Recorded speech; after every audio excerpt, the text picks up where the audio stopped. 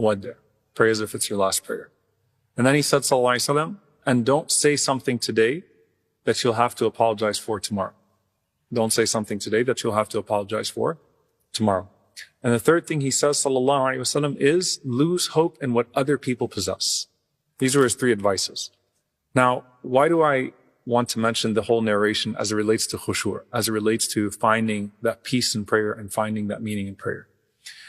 Let's take the other two categories before we come back to the prayer.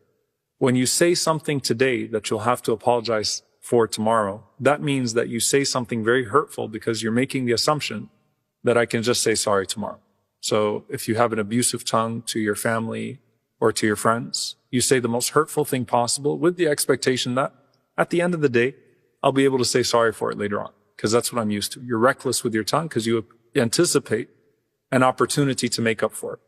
If you have hope in what other people possess in this dunya, think about someone that is so obsessed on getting that house, on getting that car, on getting that position, or whatever it may be in this dunya.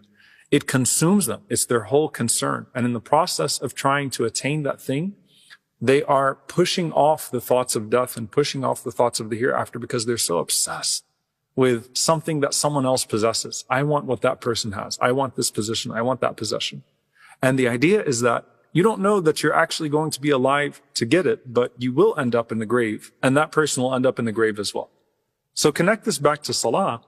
When you go into your prayer, especially in the busy world that we live in right now, where we don't take breaks from anything, especially now with our smartphones and everything like that are making us dumber, right? More distracted. You're constantly scrolling. You're constantly planning the next thing, looking at the next thing.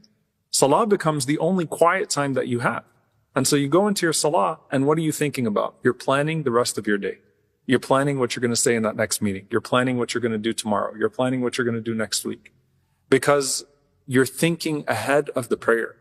And so when the Prophet ﷺ says, pray as if it's your last prayer, it's that you actually shut off the idea that there's anything beyond this prayer, that there's any future prayer, that this is the last prayer that I'm going to meet Allah subhanahu wa ta'ala with. Imagine this is the last time you get to talk to Allah in this dunya, that you have that interview with Allah subhanahu wa ta'ala.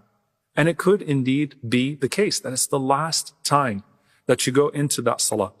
And so it connects to a greater idea of dunya. And here's what I want you to think about. You can't pray as if it's your last prayer without treating every day as if it's your last day. And so in general, the way that you view life is the way that you view prayer. The way that you view death is going to inform the devotion or lack of devotion that you find in your salah. So pray as if it's your last prayer means live as if it is your last day.